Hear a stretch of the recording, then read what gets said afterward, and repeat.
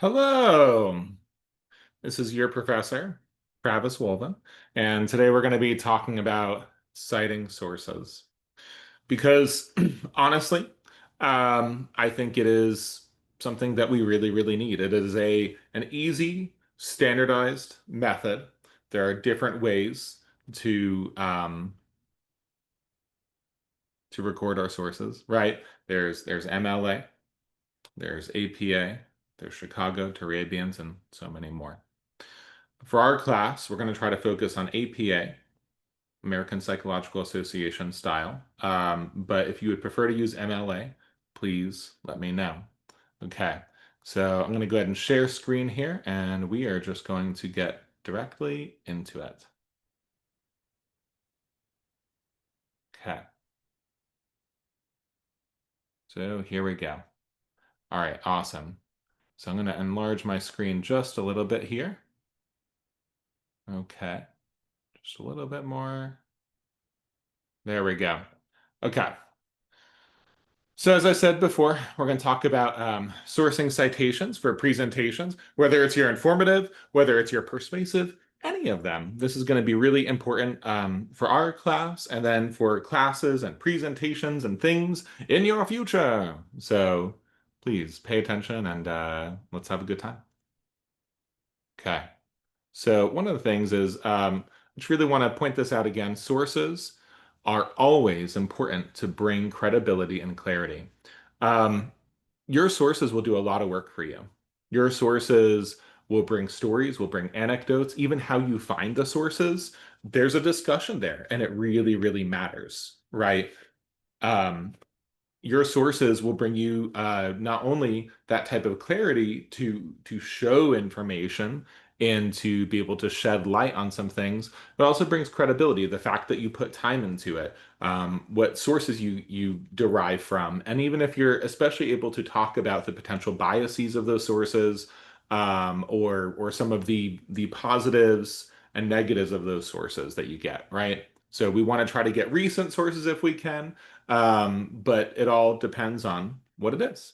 Okay, so let's kind of get into our agenda real quick. Again, the three things that we're really going to concern about today and generally in this course with your information, your evidence, and your citations is your one, works cited page. We're going to have some examples for that. Two, your parenthetical citations. So those are the citations within the text. I have examples for that. And then lastly, verbal citations. So how are you saying them in your speech? And we'll have an example or two for that. All right.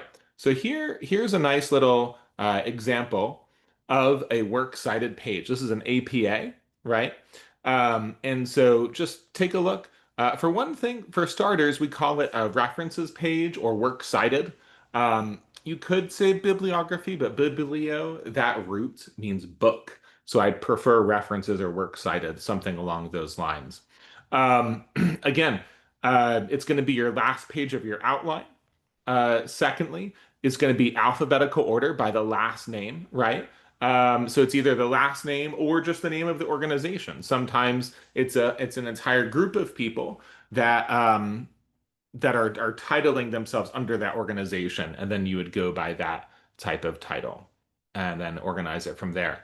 And again, for the assignments, I do apologize. I love all of y'all, but we are definitely not going to be giving credit for just giving a link. So I need that whole source, and that's just important in life, right? It's important to know how to find that source in a professional, standardized way. Okay, parenthetical citations. Okay. And these, I would argue, are very, very easy and simple. You're usually going to either just be doing the author and date if you're talking about a concept, or the author, date, and page number if you're citing a specific quotation, right? Maybe you could do paragraph number as well. That would count. So I have here example Woven 2022. So if you were just generally citing some of the ideas that I talked about in my thesis, then you might just give that type of citation.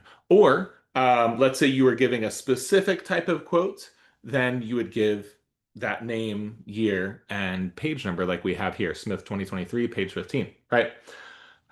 Here is our example of our parenthetical citation when we're speaking it out. And I'm going to say this because this will bring us over to that verbal citation, and then we'll wrap it up.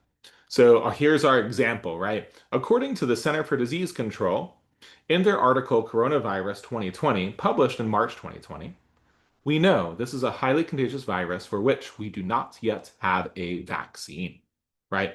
And here I put in parentheses author, title, date, and pulled from source, right? And that's how we know that. So there you go. And then these parentheticals are really nice. So for the middle part of the outline or something like this, if you're referencing it, you'd give me that parenthetical when it's written down. Okay.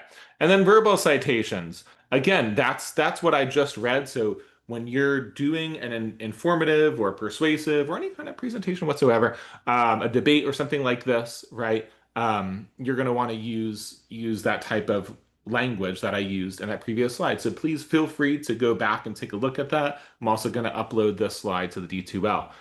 So you want to remember author, title, date.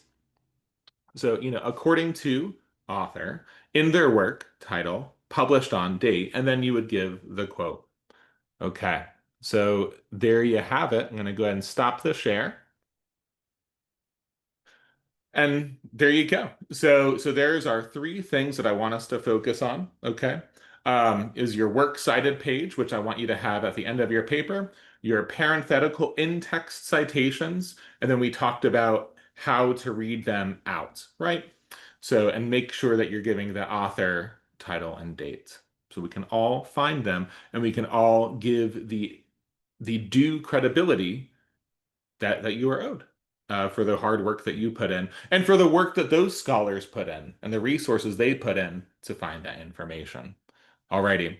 Thank you all so much, and I look forward to seeing you on D2L and in future videos. Thanks.